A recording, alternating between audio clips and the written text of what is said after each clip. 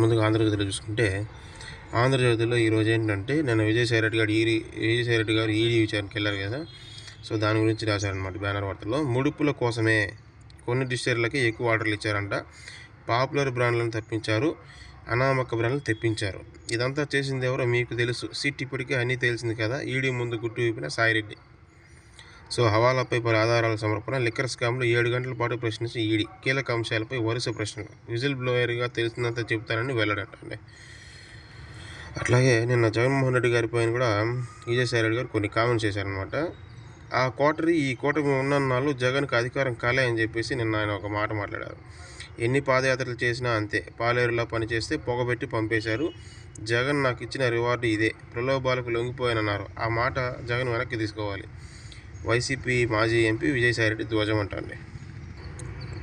జగన్కు 15 ఏళ్ళు పాలేరులుగా పనిచేశాను, కానీ కోటరీ మాటలు నమ్మి నన్ను పొగబెట్టి బయటికి పంపించడమే ఆయన నాకు ఇచ్చిన రివార్డ్ అని, ఒక పాలేరులాగా పనిచేస్తే నేను పండించిందంతా కోటరీలో ఉన్నవాళ్ళు తిన్నారు, ఇప్పటికీ తింటూనే ఉన్నారు. సో జగన్ కూడా చూస్తూనే ఉన్నారు. ఈ కోటరీని నమ్ముకున్నంతకాలం జగన్ అధికారంలోకి వచ్చే ప్రసక్తే లేదని, ఎన్ని పాదయాత్రలు చేసినా కూడా అవకాశం లేదని వైసీపీ మాజీ నేత విజయసాయిరెడ్డి పేర్కొన్నారు. సో అంతర్గత గొడవలు అనమాట. సో అట్లాగే గురువారం టాటా గ్రూప్ చైర్మన్తో చంద్రశేఖర్తో సమావేశంలో ముఖ్యమంత్రి చంద్రబాబు నాయుడు, చిత్రంలో మంత్రి టీజీ భారత్ సంస్థ ప్రతినిధులు అంటండి. సో వేగం పెంచండి టాటా ప్రాజెక్టులపై టాటా సన్స్ చైర్మన్కి సీఎం వినతి, దావోస్లో చంద్రశేఖర్తో మర్యాదపూర్వక భేటీ, వీలైనంత త్వరగా పూర్తి చేస్తామన్న చైర్మన్. ఇన్నోవేషన్ హబ్ కార్యక్రమాలకు టాటా ట్రస్ట్ నుంచి అధికారులు పంపిస్తాం. సో టూరిజం ప్రాజెక్టులకు వేగవంతం చేస్తాం, స్పోర్ట్స్ సిటీలో పెట్టుబడులు, చంద్రశేఖర్ సానుకూలత. సో నిన్న దావోస్లో టాటా సన్స్ మీటింగ్ జరిగిందనమాట. సో దాని గురించి రాశారనమాట. అలాగే జగన్మోహన్ రెడ్డి గారు నిన్న ఒక ప్రెస్ మీట్ పెట్టారు కదండి, దాని గురించి రాశారనమాట. ఘోరాలు చేసి నీతుల, రీసర్వే ఘనకార్యాలపై జగన్ గొప్పలో, సమగ్ర సర్వే పేరిట రాష్ట్రమంతా భూవలయం, 6,680 గ్రామాల్లో 8.75 లక్షల మంది సమస్యలు, 100 ఏళ్ల తర్వాత రీసర్వే అంటూ భారీ వివాదాలు, తాను మహాయజ్ఞం చేసినట్లుగా నేడు కలరింగ్, పైగా బాబుకి ఏమీ తెలియదని ఎద్దేవా, ఉమ్మడి రాష్ట్రంలోనే రీసర్వేకు చంద్రబాబు యత్నం, ఆ తర్వాత భూధార్ కార్స్తో పాటు సాంకేతిక జోడింపంట. సో నిన్న ఆయన మీటింగ్ పెట్టారు కదా, ప్రెస్ మీట్. సో దాని గురించి వీళ్ళు ఒక చిన్న న్యూస్ రాశారనమాట. సో ఇంతే సరిపోతుంది, ఇంతే. బట్ సాక్షిలు ఏం రాశారో చూద్దాం. సాక్షిలు ఎట్లా రాశారో, ఎన్ని ఫోటోలు వేసారో చూద్దాం. నాకు తెలిసి ఒక 2-3 పేజీలు నింపేసి ఉంటారు. ఇదిగో ఫ్రంట్ పేజీ మొత్తం అదే, సమగ్ర భూ రీసర్వే మహాయజ్ఞం, నాడు దుష్ప్రచారం నాడు క్రెడిట్ చోరీ అని చెప్పేసి ఒక పెద్ద బ్యానర్ వార్త వేశారనమాట. సో చూద్దాం ఎన్ని ఫోటోలు వేశారో. 1 2 3 4 5 6 7 8 9 10 11 12 అన్ని 12 ఫోటోలు వేశారండి. మొత్తం ఇదే, చెయ్యి ఒకసారి ఈ పక్క, చెయ్యి ఇంకోసారి ఆ పక్క, మొత్తం ఒక్క ఫోటోనే తిప్పి ఆ చెయ్యి అటు ఇటు పెట్టి చేశారు. ఇంత వేస్తే ఎవరైనా నమ్ముతారు చెప్పండి? ఒక ప్రెస్ మీట్కి ఇంత 3 పేజీలా? సరే దీనికి కాసేపు ఆంధ్రజ్యోతిలో మిగతా న్యూస్. నిన్న దావోస్లో తెలంగాణ ముఖ్యమంత్రి రేవంత్ రెడ్డి గారు లోకేష్ గారిని కలిశారండి. పరస్పర సహకారంతోనే తెలుగు రాష్ట్రాల అభివృద్ధి, దావోస్లో రేవంత్ రెడ్డి లోకేష్ స్నేహపూర్వక భేటీ, తెలంగాణ స్కిల్ క్యాంపస్ సందర్శించాలని కోరిన తెలంగాణ సీఎం, ఏపీ విద్యా సంస్కరణలు వివరించిన లోకేష్ అన్నారండి. అట్లా సో ఒకరికొకరు పరస్పరంగా కలిసి వాళ్ళ రాష్ట్రాల్లో జరుగుతున్న విధానాలు బట్టి చర్చించారనమాట. సో హైవేపై అగ్నికేలలో, అర్ధరాత్రి హైవేపై ప్రైవేట్ ట్రావెల్స్ బస్సు దగ్ధం, టైరు పేలి డివైడర్ను దాటి కంటైనర్ను ఢీకొన్న బస్సు, లారీలో మంటలు చెలరేగి బస్సుకు వ్యాపించిన మంటలో 2 డ్రైవర్లు సజీవ దహనం, గాయాలతో మరొకరు మృతి, అప్రమత్తమైన ప్రయాణికుల ప్రాణాలను కాపాడిన బస్సు అటెండర్. సో 36 మంది ప్రయాణికులను సురక్షితం, 14 మంది గాయాలు. బస్సు హైదరాబాద్ వెళ్తుండగా నంద్యాల జిల్లాలో ఘోరం ఉంటుంది. సో హైవేపై అగ్నికీలకలంట, అర్ధరాత్రి హైవేపై ప్రైవేట్ ట్రావెల్స్ బస్సు దగ్ధం అని చెప్పేసి ఒక న్యూస్ రాశారు. ఇక అట్లాగే చూసుకుంటే త్రికోటేశ్వర స్వామి సన్నిధిలో పవన్ కళ్యాణ్ అండి. కొత్తపాలెం కోటప్పకొండ రోడ్డుకు ప్రారంభోత్సవం, శివరాత్రికి ముందే నిర్మాణం, తీరనున్న భక్తుల కష్టాలు, గిరి ప్రదక్షిణ రోడ్డు పూర్తి చేయాలని ఆదేశం. సో కోటప్పకొండను సందర్శించిన deputy CM Pawan Kalyan, helipad నుంచి ఆలయం వరకు ఘన స్వాగతం అంటండి. సో అట్లాగే వెనక్కి తగ్గిన ట్రంప్ అని చెప్పేసి ఇంకొక బ్యానర్ వార్త వేశారు. గ్రీన్లాండ్ విషయంలో యూరోప్ దేశాలపై సుంకాలు ఉండవని ప్రకటన, ఆర్కిటిక్పై నాటోతో డీల్ కుదిరిందని వెల్లడి. మా సార్వభౌమత్వంపై బేరసారాలు ఆడలేం. డెన్మార్క్ ప్రధానమంత్రి మేడీ ఫ్రెడరిక్. యాక్చువల్గా ఆయనకి దీంట్లో గ్రీన్లాండ్లో ఏం కావాలంటే అక్కడ ఉండే ఖనిజాలు కావాలి, అంటే రేర్ ఎర్త్ మినరల్స్ అంటారు దాన్ని. సో దాంతో ఏంటంటే ఈ కంప్యూటర్ చిప్స్, మొబైల్ చిప్స్ తయారు చేస్తారు కదా, సో ఆ ముడి సరుకు ఆయనకు కావాలి, అందుకనే ఈ ప్రయత్నాలంతా. అట్లాగే ఇంకా ఈనాడులో చూసుకుంటే, ఈనాడులో కూడా ఏంటంటే దావోస్ పర్యటన గురించి రాశారనమాట. ఈరోజు లాస్ట్ అనుకుంటా దావోస్ పర్యటన. క్రీడా నగరాల్లో పెట్టుబడులు పెట్టండి. దావోస్లో టాటా సంస్థల చైర్మన్ చంద్రశేఖర్తో సీఎం భేటీ. రాష్ట్రంలో టాటా ప్రాజెక్టుల పురోగతిపై చర్చ. విశాఖలో సమీకృత ఐటీ అభివృద్ధి కేంద్రం నెలకొల్పాలని చెప్పేసి క్యాప్జెమిని సీఈఓ ఐమాన్ యజత్తో మంత్రి లోకేష్ భేటీ అంటండి.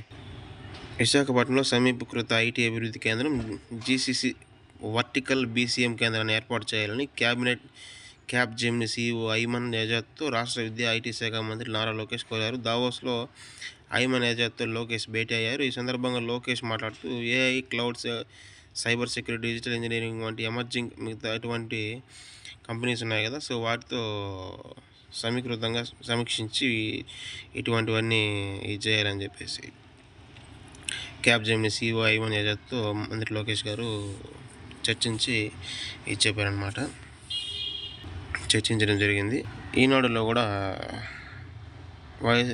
విజయసాయిరెడ్డి గారి ఈడీ విచారణ గురించి రాశారనమాట. కర్త కర్మ క్రియ రాజకేశిరెడ్డి మద్యం కుంభకోణం గురించి అంతా ఆయనకే తెలుసు. ఈడీ విచారణలో వైకాపా మాజీ ఎంపీ విజయసాయిరెడ్డి వెల్లడి. మళ్ళీ రాజకీయాల్లోకి వస్తాను, కూటమి ఇలాగే కొనసాగితే జగన్కు అధికారం కలే అని వ్యాఖ్య. ఒక్కసారి రాజకీయాలు దిగిన తర్వాత రిటర్న్ అంటూ ఉండదండి. పులి మీద సవారీ లాంటిది అది. సో అక్కడ లేకపోతే వాళ్ళకి జైలే గతి.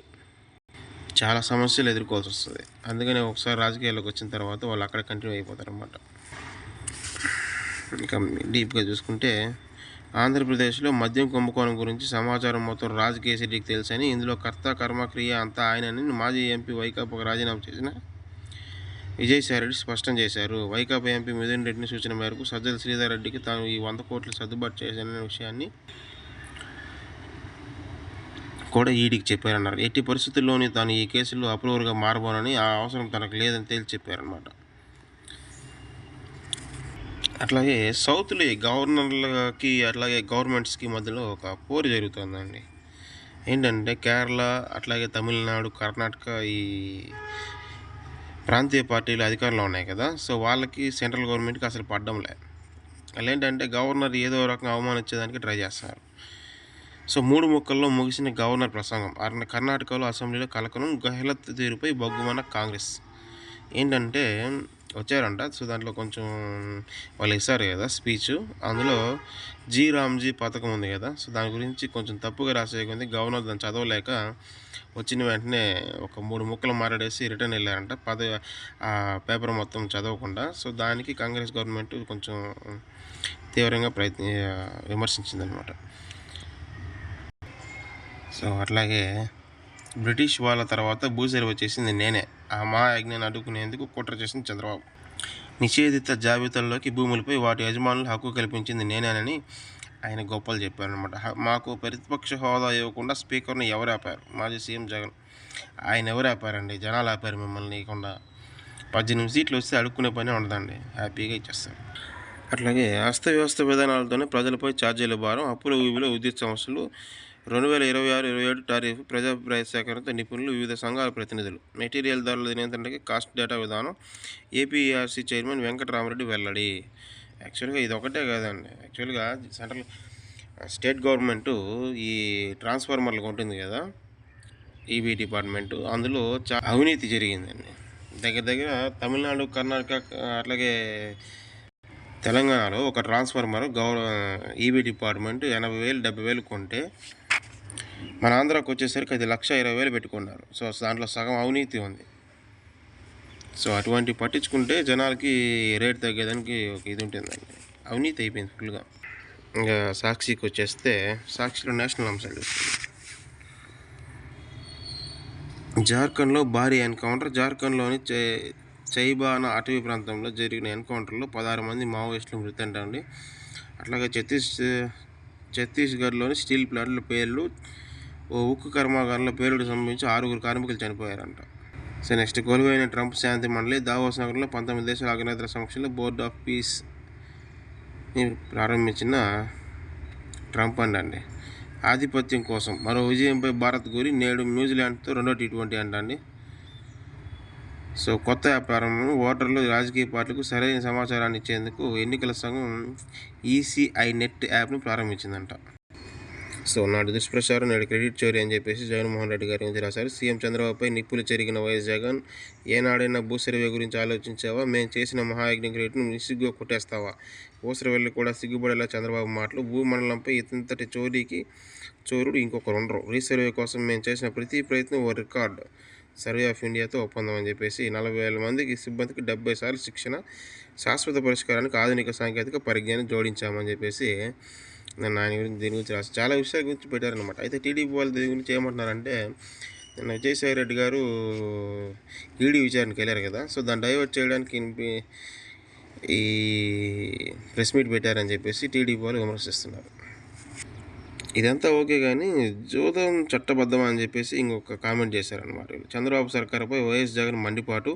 సంక్రాంతి రోజు టీడీపీ కూటమి ఎమ్మెల్యే దగ్గర నడిపించారు. జూదాల్లో 2,000 కోట్లు చేతులు మారాయి. బాబు ఎమ్మెల్యేలు పోలీసులు ఓటర్లు పంచుకున్నారు.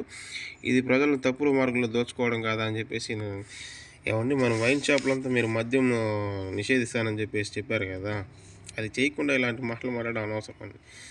సంక్రాంతి పండుగ రోజు ప్రజలు ఆనందంగా హ్యాపీగా చేస్తారనమాట. సో ఆ ఒక్కరోజే పర్మిషన్ ఉంటుంది, మిగతా రోజులు ఉండవు. సో అది పెద్దగా పట్టించుకోవాల్సిన అవసరం లేదు.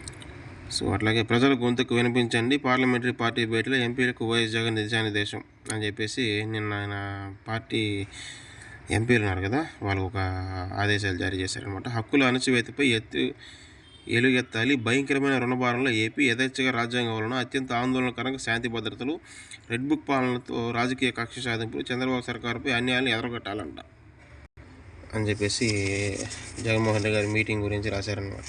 సో ఇది అండి మొదట్లో వచ్చే ముఖ్యమైన అంశాలు. సో వీడియో చివరి వరకు చూసిన ప్రతి ఒక్కరికి కూడా ఖచ్చితంగా థ్యాంక్స్. అట్లాగే లైక్ చేసి సబ్స్క్రైబ్ చేసుకోండి.